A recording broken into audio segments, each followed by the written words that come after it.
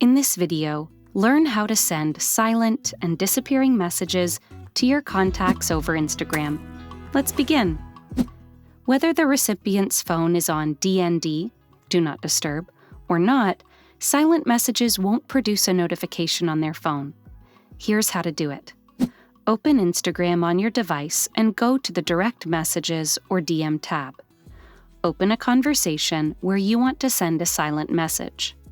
Before typing a message, type @silent and start firing up the message. With this option, you can send casual messages on Instagram without disturbing the other person in the conversation.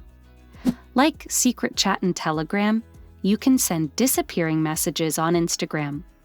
Instagram calls this vanish mode, and messages will auto-delete once everyone has read them in the conversation. Here's how.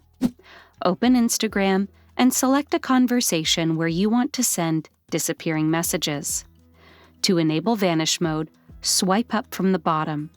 Release the gesture, and Instagram will enable vanish mode with a dark background and rain some secret emojis in the chat.